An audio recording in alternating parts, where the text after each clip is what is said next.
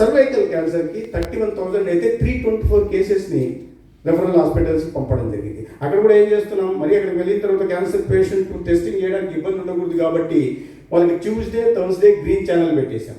ఒక ఓపీకి 222 బ్రాండింగ్ ఇచ్చాం. ఇవన్నీ నిరంతరం ముఖ్యమంత్రి గారు చేస్తున్న సమీక్షల కారణంగా ప్రజలు వాళ్ళ ఇంటి దగ్గరికి డోర్ టు డోర్ ఎవరు ఎక్కడికి రానవసరం లేదు, డోర్ టు డోర్ వెళ్ళి చేస్తున్నాం. ఓవరాల్కి best case door to door ఉంది.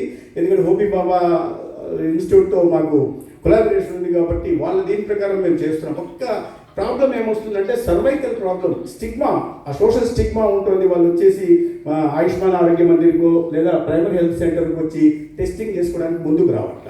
దాని కారణంగా ఇబ్బందులు. మేము అవగాహన పెంచే ప్రయత్నం చేస్తున్నాం, అనేక రకాలుగా చేస్తున్నాం. ఈజీ ప్రోగ్రామ్ చేస్తున్నాం. మన గౌతమి గారు క్యాన్సర్ సర్వైవర్, అందుకని ఆమెను తీసుకొచ్చి ప్రయత్నం చేస్తున్నాం. దత్తాత్రేయ గారు మేము అడగకపోయిన అంబాసిడర్ లాగా వారు వచ్చి పనిచేస్తున్నారు. రాబోయే రోజుల్లో కూడా మరింత అవగాహన కలిగించే ప్రయత్నం. ఎందుకంటే prevention is the best. Sir చెప్తుంటారు అంటే రకరకాల ప్రివెంటివ్స్. దాంట్లో ఒకటి food as medicine. Sir you should listen this.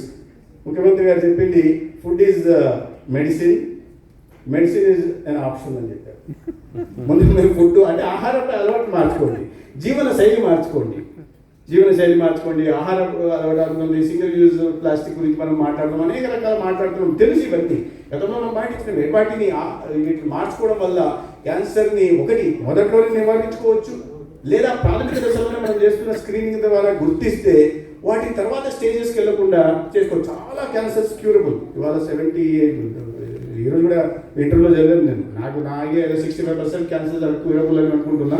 But doctor గారు చెప్తున్నారు almost 80% of the cancers are curable now. Almost again ఆ పర్సెంటేజ్ ప్రివెంటబుల్ కూడా.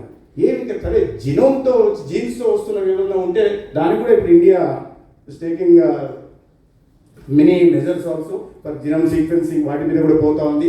కేంద్ర ప్రభుత్వం కూడా వీటి మీద ప్రత్యేక దృష్టి పెట్టి ఇవాళ ప్రపంచవ్యాప్తంగానే కాకుండా మన దేశంలో క్యాన్సర్ బారిన పడి ప్రాణాలు కోల్పోతున్న వారి సంఖ్యను దృష్టిలో పెట్టుకొని వారిని కాపాడుకోవడం కోసం ఇటీవల 36 రకాల ఎక్స్పెన్సివ్ డ్రగ్స్కి బేసిక్ కస్టమ్స్ డ్యూటీ నుంచి పూర్తిగా తగ్గించారు. 3 రకాల డ్రగ్స్కి GST తగ్గించే ప్రయత్నం చేశారు. ఎందుకంటే చాలా అతి ఖరీదైన మందులు, వాటిని ఇవాళ 100 రూపాయలు కానీ 30 రూపాయలు తీసుకొచ్చే ప్రయత్నం చేస్తున్నారు. ఎందుకంటే పేద తరగతి వాళ్ళకి ఎలాగూ వీటి ద్వారా ఎన్టీఆర్ వైద్య సేవ ద్వారా అవసరమైన వైద్యం అందిస్తున్నాం. అయినప్పటికీ మధ్యతరగతి వాళ్ళకి ఇతరత్ర కూడా ఇబ్బందులు ఉంటాయి కాబట్టి వాటిని కూడా దృష్టిలో పెట్టుకుని కేంద్ర ప్రభుత్వం కూడా చర్యలు తీసుకుంటుంది.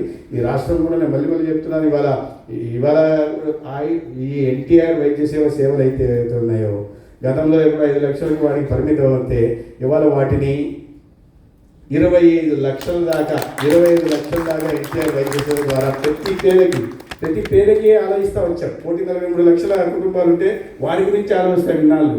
మన సడన్గా అన్నారు లేదు మధ్యతరగతి కూడా ఇవ్వాలి. సార్ సంఖ్య డోంట్ బాదర్.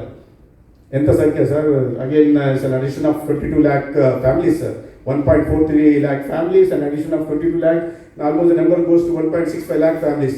No, మనం ఇవ్వాలా, మధ్యతరగతి పేదలకు కూడా అండగా ఉండాలా, ప్రతి ఒక్కరు కూడా 2.5 లక్షల దాకా ఇన్సూరెన్స్ ఇవ్వాలా. ఎనీథింగ్ అబౌట్ దట్ ఈ 1.43 crore ఫ్యామిలీస్కి 25 lakhs దాకా నాణ్యమైన వైద్య సేవల్ని ఇవ్వాలా. వారి ఆరోగ్యాన్ని సంరక్షించుకోవాలా. ముందు అవగాహన కలిగించండి, ప్రివెన్షన్ మీద అవగాహన కలిగించండి. తర్వాత ఇది లేకుండా ఇబ్బంది పడుతుంటే మాత్రం ఇక్కడ దాకా అందించాలా. ఎవరి ప్రాణాలను కూడా ప్రభుత్వం నుంచి సహకారం అందలేదు కాబట్టి పోయిన పరిస్థితులు రాకుండా చూడాలి.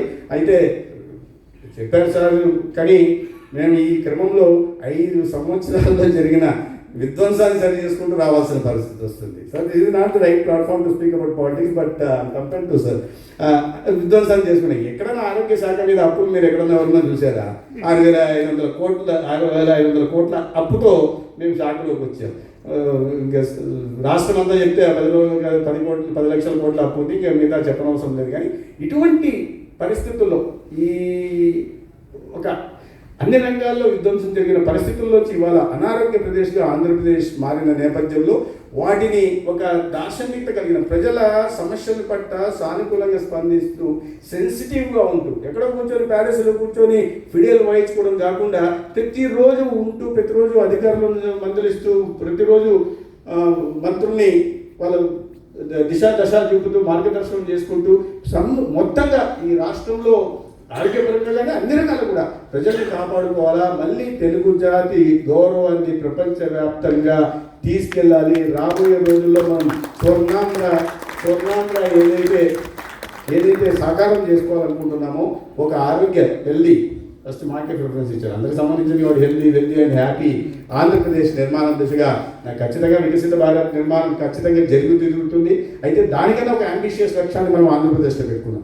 లక్ష్యం ఎప్పుడు పెద్దదిగా పెట్టుకుంటే దాని దగ్గరికి వెళ్ళాల్సి వస్తుంది. $18,000 మనం పర్ క్యాపిటల్ ఇన్కమ్ పెట్టుకుంటే ఇక్కడ $42,000 పర్ క్యాపిటల్ అనుకుంటుంది. $35 trillion ఎకానమీ మనం టార్గెట్గా పెట్టుకుంటే బై 2047 ఫర్ ఇండియా ఇక్కడ $2.4 trillion ఎకానమీ పెట్టుకున్నాం. అయితే ఏమైంది అక్కడ ఏదన్నా వికసిత భారత్ లక్ష్యం సాధించాలంటే రాష్ట్రాల భాగస్వామ్యం ఖచ్చితంగా ఉండాలా. చంద్రబాబు నాయుడు గారి నాయకత్వంలో ఆంధ్రప్రదేశ్ మొదటి స్థానంలో ఉంటుంది, స్వర్ణాంధ్ర సాకారంగా ఉంటుంది. అదేవిధంగా వికసిత భారత్ లక్ష్యం దిశగా ఉంది. రాబోయే రోజుల్లో 2047కి ఆరోగ్య రంగంలోనే గారి సస్టైనబుల్ డెవలప్మెంట్ గోల్స్ని అధిగమించి ఏ లక్ష్యాన్ని నిర్దేశించుకొని రాబోయే రోజుల్లో భారతదేశం ప్రపంచంలోనే 1-2 స్థానాల్లో ఉంటుంది. అటువంటి నాయకత్వం ఇవాళ దేశంలో ఉందని తెలియజేసుకుంటూ నాకు ఇవాళ అందరినీ కలిసే అవకాశం కలిగించినందుకు ప్రత్యేకంగా ధన్యవాదాలు తెలియజేసుకుంటూ సెలవు తీసుకుంటాను. భారత్ మాతాకి.